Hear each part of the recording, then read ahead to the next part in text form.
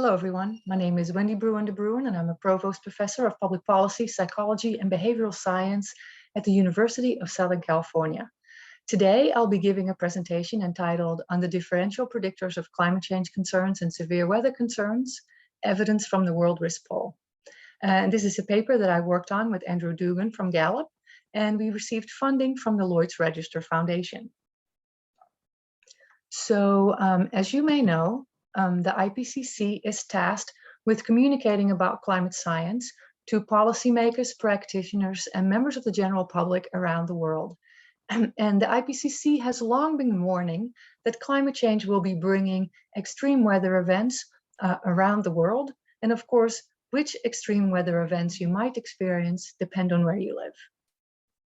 Now, theories of risk perception have suggested that people form their perceptions of risk in two ways. The first one is called risk as analysis. And when people form risk perceptions on the basis of analysis, they may use complex information. And so for climate change, that might mean that people look to the scientific information from the IPCC to draw conclusions about climate change concerns. Then the other approach by which people form their risk perceptions is called risk as feelings.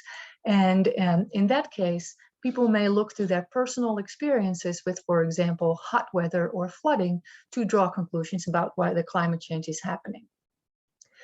Now, unfortunately, the climate change communications from IPCC and other organizations tend to be quite hard to understand. It has been found that IPCC communications are written at the university level. And in a recent study, we asked IPCC authors to identify key terminology from climate change communications. And that included terms like adaptation, mitigation, carbon neutral. And we found in interviews with members of the general public that people found these words often confusing and hard to define. And this was true independent of whether or not people were concerned about climate change. And then a note about people's personal experiences. So people use personal weather experience to draw conclusions about climate change. But of course, it may depend on what their personal experiences are. So in the United States, it tends to be the case that when the weather is hot, people become more concerned about climate change. But in the United Kingdom, where the weather doesn't get very hot, we have found that climate change concerns are more strongly correlated with perceptions of whether rainfall and flooding has increased over the course of their lifetime. We've also found that perceptions of climate change and severe weather tend to perhaps be formed in different ways. So for example, I did a study with Americans who were living in a flood-prone area. They tended to disagree about whether climate change was affecting their area, but they did agree that the weather had become more severe in their area, and then particularly flooding. So that suggests that it's easier to conclude that severe weather is happening than that's climate change is happening. Similarly, one study with South African farmers found that those with higher education were more concerned about climate change than those with lower education. But education was unrelated to concerns about severe weather. So that suggests that you may need higher levels of education to recognize that climate change is a concern, but you don't need higher education to recognize that severe weather is a concern, perhaps because climate change is harder to understand and more abstract. Now, unfortunately, most studies on public perceptions of climate change have focused on the US, UK, Europe, and other high-income countries. There's only been one global study. That study did find that education was a strong predictor of climate change concerns around the world, but that study did not include concerns about severe weather. So in our study, we hypothesized that education is more strongly correlated to climate change concerns than to severe weather concerns, suggesting that climate change is a harder concept than severe weather. And second, that weather experiences and perceptions are more strongly correlated to severe weather concerns than to climate change concerns, because severe weather concerns are more concrete and climate change concerns are more abstract.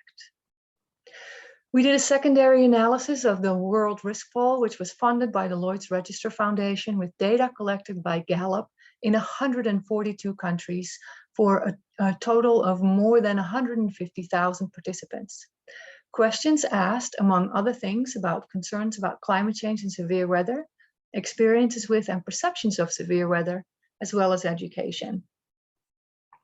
Here are descriptive statistics for climate change concerns and severe weather concerns around the world. One thing to note is that the global pattern is different for these two kinds of concerns.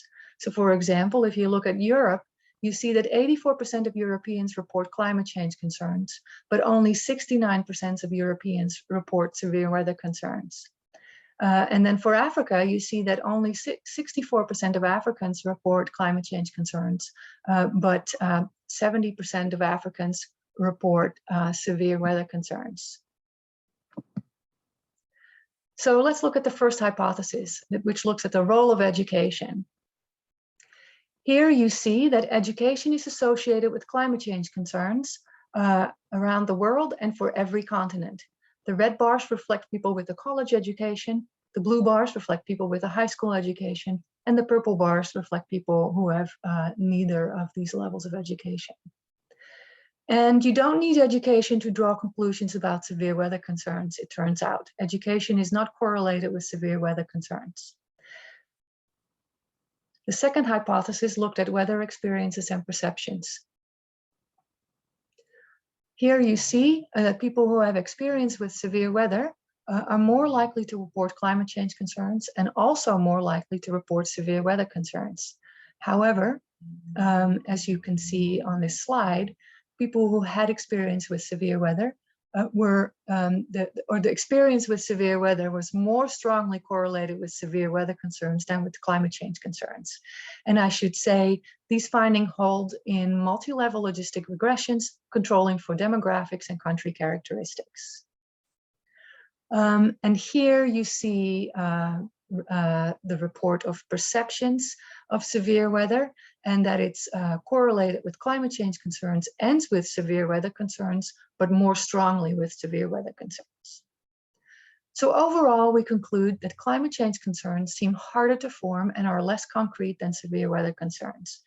We see that in the greater role of education in forming climate change concerns as compared to severe weather concerns, and the lesser role of experiences and perceptions in forming climate change concerns as compared to severe weather concerns. So a strength of this study is that we collected data from around the world and not just high-income countries, and that the findings were remarkably robust. There's also, of course, a key limitation, and that is the data are correlational, so we cannot conclude that higher education caused greater climate change concerns. We do have implications for climate change communications. The key implication is to design climate change communication so that individuals at all levels of education around the world can relate. So that means make the communications understandable by using simple language and avoiding jargon, and also to make communications concrete, perhaps by referring to personal experiences with severe weather. In the next step, we are sharing these insights for how to produce climate change communications with international organizations who engage in climate change communications.